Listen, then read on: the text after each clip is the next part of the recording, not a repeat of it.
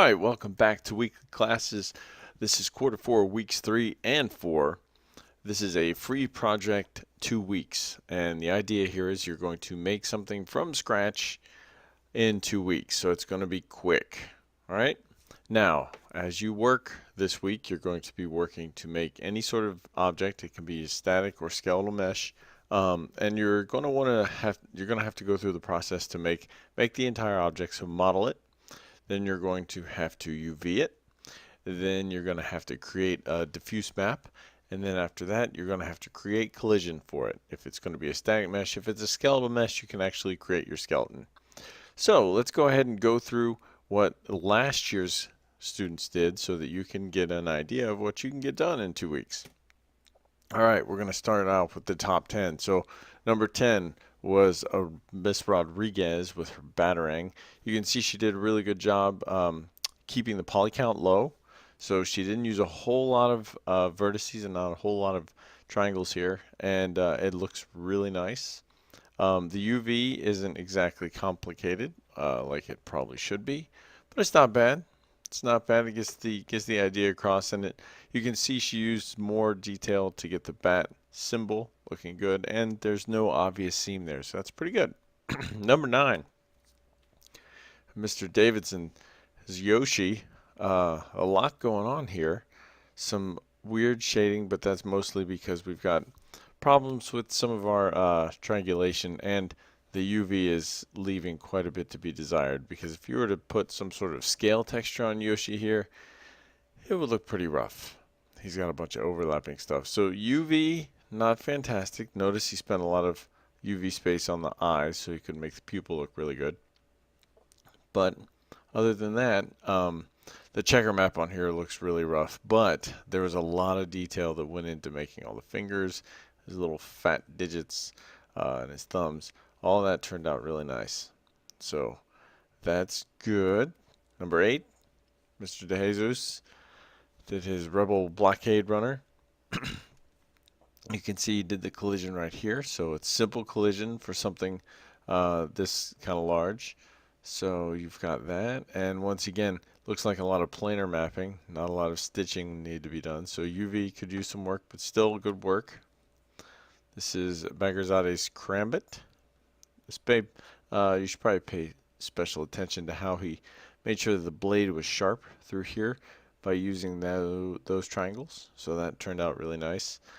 Maybe some extra geometry that wasn't necessarily required on the inside of the ring, but it still turned out very nice. Miss Vega's Sailor Moon wand thing. Still good, relaxing. Tough piece, even though it's sort of a simple color scheme. There's no collision here, although I know she did create it. She forgot to add it into this image. Don't forget to add your collision shot, and then yeah, good stitching here. Mr. Lupo's Vaporeon, getting ready for that Pokemon Go. He did a great job making sure that all of the sort of fin gill thing has some depth to it. Looks very nice all the way through. Kind of some weirdness in the tail, but that's kind of how it goes. Generally really well done. Next, Mr. Sauer's A10. Great looking UV here. Lots of UV details. Good work with the wings. A lot of little details. Tons of detail in the collision here. But all the pieces don't connect, and it's all well built. So this is actually really good if you're going to be walking around this model. If you're going to have to, like, I don't know, maybe it's going to be part of a simulator and you need to walk under the fuselage and see all those different pieces. You have good collision there. Miss Kinesine's Master Sword. You can see her wireframe down here. Everything looks really nice. She did a really good job working on with the UV and the diffuse map, spending time to make it actually look really nice. One thing that I would somewhat disagree, you can see here she put darkness in the gems so it would look shaded, which makes it look good. It looks really good here, but it's also probably adding shadow to a UV or to a diffuse map. We don't generally want to do that. Next, number 2, we have Miss Clavijo and her wonderful looking hummingbird. Some problems with the collision. Obviously, you can't have collision that changes. This is all one piece, and we can't have that because the collision has to be straight lines. But other than that, just a really, really well-made hummingbird. And finally, Mr. Soto's blue whale. Fantastic work all the way through. Used turbo smoothing to sort of ease out the edges. It was a much more less complicated model earlier.